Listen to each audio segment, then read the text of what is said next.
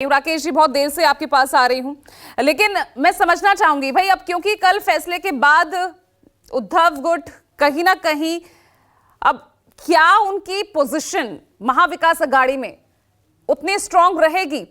23 सीटों का जो वो दावा कर रहे थे, क्या उतनी स्ट्रांगली अब वो उसका दावा कर पाएंगे, या कांग्रेस की पोजीशन अब ज्यादा स्ट्रांग होगी और अब आपकी चलती नजर आएगी? देखिए, सबसे पहली बात तो कल जो फैसला है, महाराष्ट्र का बच्चा बच्चा जानता है कि किसके विरुद्ध आया और किसके तरफ से फैसला आया। बीजेपी की प्रवक्ता कह रही थी कि वो टेक्निकल बात कर रही थी। जब सुप्रीम कोर्ट ने यहाँ पे असेंबली में राहुल नार्वेकर जी के ऊपर जिम्मेदारी दिया, तभी सभी लोगों को पता चलना चाहिए था कि ये एक तरफा फैसला आएगा। हमने ये भी देखा कि किस तरह राहुल नार्वेकर जी बार बार जाके मुख्यमंत्री के जाके मुलाकात करते थे, जिनके खिलाफ आपको फैसला देना था। सुप्रीम कोर्ट का डायरेक्शन बहुत ही साफ था कि जो विप शिंदे सरकार के विप थे वो इलीगल है, वो अपात्र है, तो आपको ज्यादा उसमें फ्रेमवर्क के बाहर जाके डिसीजन देने की बात नहीं थी, आपको नहीं देना था, मगर आपने किया। और आपने पूछा उद्धव जी की पोजीशन के बारे में। महाराष्ट्र का हर एक बच्चा जानता है कि बाला साहेब ठाकरे के बाद अगर शिवसेना में किसी का अधिकार है, वो उद्धव बाला साहेब ठाकरे जी का है। तो कोई इसे को छीन नहीं सकता, क्लेम नहीं कर सकता।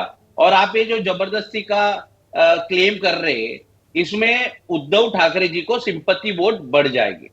और अभी अभी मैंने शिवसेना के जो शिंदे गुट के जो प्रवक्ता कह रहे थे, मैं उनको पूछना चाहता हूं कि जब ये पहली बार यहां से निकलकर सूरत गए और उसके वहां से गुवाहाटी गए, तो सबसे पहले इन्होंने क्या कहा कि अजित पवार हमें फंड्स नहीं दे रहे, अजित पवार शिवसेना को खत्म कर रहे।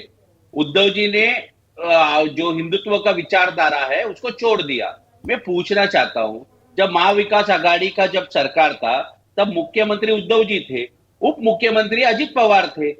आज मुख्यमंत्री एकनाथ शिंदे है, उप मुख्यमंत्री फिर से अजित पवार है। तो अब आपका हिंदुत्व का क्या हुआ? जिस अजित पवार को गालियां देकर आपने पार्टी छोड़ा था, ये कहा था कि फंड्स नहीं दे रहे, आज उसी अजित पवार के पास फाइनेंस डिपार्टमेंट है, अब आप लोग सब चुप है। देखिए, ये पूरा का पूरा जो कठपुतली है ना, ये भारतीय जनता पार्टी के इशारे पे चल रही है। और मैं आपको विश्वास, लेकिन अब महाविकास आघाड़ी का क्या होगा? असली शिवसेना तो एकनाथ शिंदे की ठहरा दी गई है। बिल्कुल, एनसीपी को लेकर भी अब जल्द ही फैसला आ जाएगा। महाविकास आघाड़ी इंटैक्ट रहेगा कल के फैसले के बाद, और सहानुभूति लोगों का मिलेगा। और उद्धव ठाकरे जो हो, कांग्रेस हो, और शरद पवार जी का जो एनसीपी हो, हम लोग इंटैक्ट यहाँ पे भी सरकार बनेंगे, केंद्र में बनाएंगे। और सीट शेयरिंग को लेकर जो बयानबाजी आपके और शिवसेना के बीच चल रही थी, उसका क्या? वो ऑलरेडी 2 दिन पहले दिल्ली में मीटिंग हो चुकी है। महाराष्ट्र के तमाम लीडर हमारे मुकुल वासनिक जी के घर पे ये सीट शेयरिंग का फॉर्मूला हमने इंटैक्ट वहां पे खत्म कर लिया महाराष्ट्र को लेकर। ठीक है, आनंद दुबे बोलिए, जल्दी से बोलिए, 10 सेकंड में आप सबको देना चाह रहे हैं। 30 सेकंड।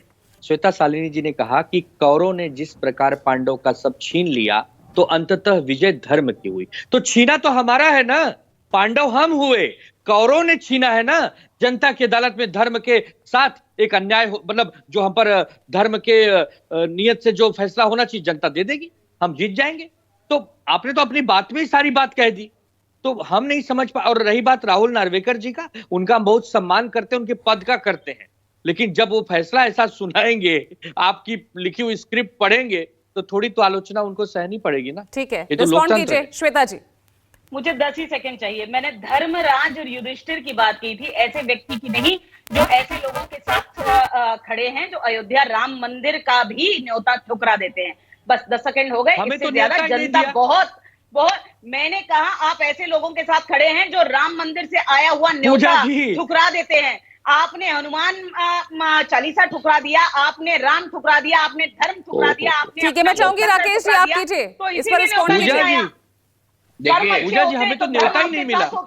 और मैं धर्मराज युधिष्ठिर की बात कर रही थी। आनंद जी, 10 सेकंड में जनता समझती है, आप भी 10 सेकंड में समझ जाइए। राकेश जी देखिए, भारतीय जनता पार्टी, इनका राम मंदिर पे मोनोपोली नहीं है। दूसरी बात, आपका मंदिर तैयार नहीं है, मगर आप वो उसका उद्घाटन कर रहे हैं।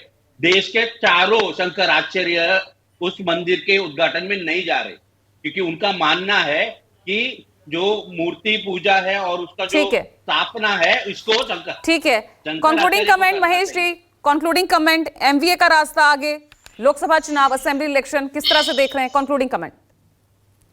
देखिए, हमारे लिए बहुत आसान हुआ है अगर ये ठहराया गया है राहुल नार्वे जी की तरफ से कि शिवसेना असली शिंदे जी की है, तो जनता जानती है असली शिवसेना किसकी है।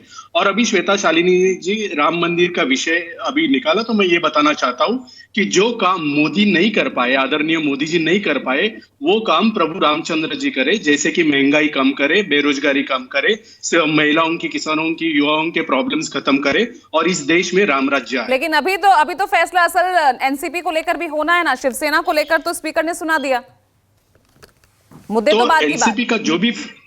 एनसीपी का जो भी फैसला होगा, मैं वही बोल रहा हूँ कि हमारे पास सुप्रीम कोर्ट जाने का एक विकल्प है और दूसरा विकल्प जनता की अदालत में जाने का, और हमें दोनों अदालतों पे पूरा भरोसा है।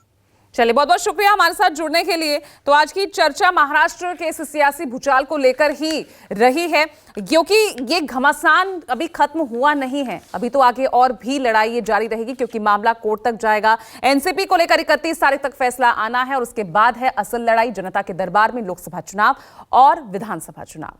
आज के लिए ब्रेकिंग विद एजेंडा में इतना।